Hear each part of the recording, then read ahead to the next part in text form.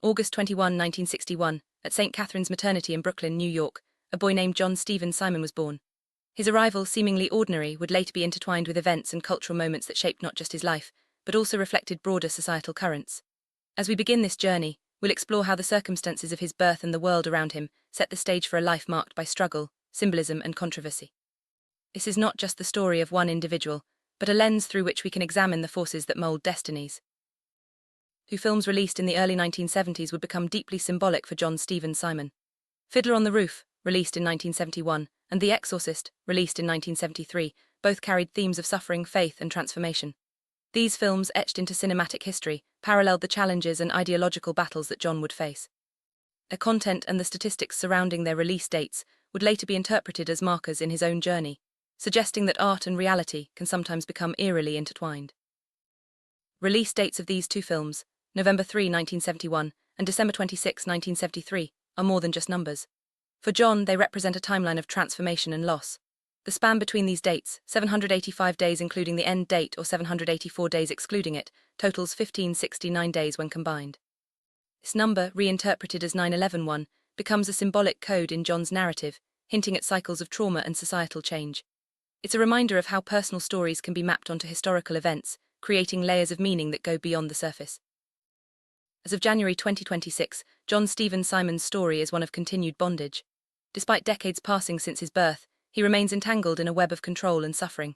The reasons for this captivity are now being discussed openly on various YouTube channels, bringing his plight to a wider audience. These platforms serve as public forums where the truth behind his struggles is being pieced together, inviting viewers to consider the deeper implications of his experience and the systems that perpetuate such bondage. Suffering is described as being driven by the desires of others, a metaphorical streetcar that has taken him far from innocence. The narrative suggests that his life's trajectory was altered not by his own choices, but by the ambitions and manipulations of those around him. This theme echoes through history, where individuals become pawns in larger societal games, their destinies shaped by forces beyond their control. John's story becomes a reflection of this timeless struggle. Once John was a boy, a son, a husband, a father, respected and loved. But over time he became captive to those who, as described, worship the Pazuzu demon and manipulate faith for personal gain. The innocence of a simple kiss, once meaningful, now symbolizes the bondage and pain inflicted upon him. This transformation from innocence to suffering is a powerful motif, illustrating how personal relationships and symbols can be twisted by external forces. Disturbing element in John's story is the mention of implants forced into his body, used as mechanisms of control and torment. These devices, described as delivering electrical pain and distraction, are said to be tools of a cult-like group. The narrative connects these acts to broader themes of surveillance, bodily autonomy, and the misuse of technology for domination. It's a chilling reminder of how advances meant to help can be turned into instruments of suffering. Misuse of psychological theories, such as Albert Bandura's social learning theory, is highlighted as a tool for terror and control.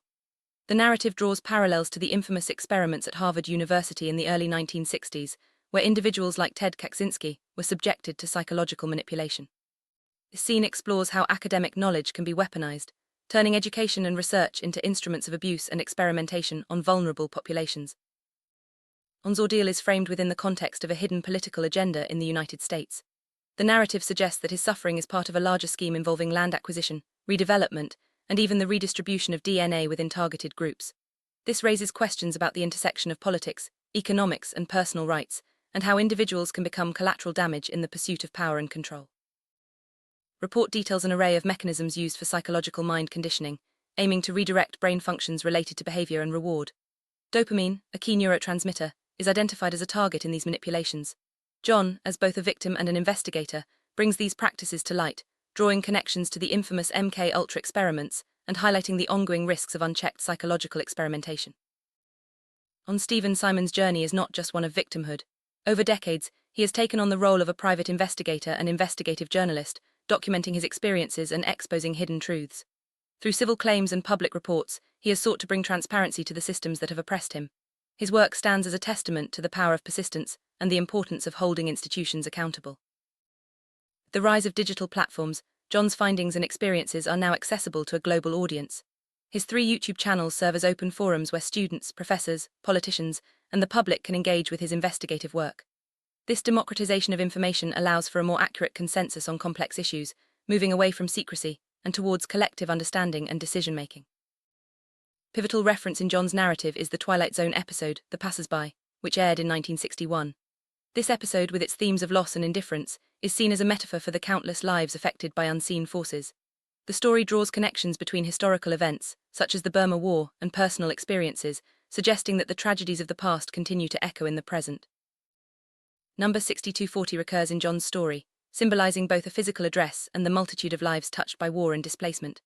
The photograph from WWI Burma, referenced in the report, serves as a stark reminder of the human cost of conflict. The narrative suggests that John's own journey was set in motion long before his birth, with the forces of history shaping his path in ways both visible and hidden. As we conclude, John Stephen Simon's story stands as a call for awareness and critical reflection. His experiences, though deeply personal, highlight universal themes of control, resistance, and the search for truth. By bringing hidden agendas and abuses to light, he challenges us to question the systems we trust and to advocate for justice and transparency. The journey is ongoing, and the responsibility to seek truth belongs to us all.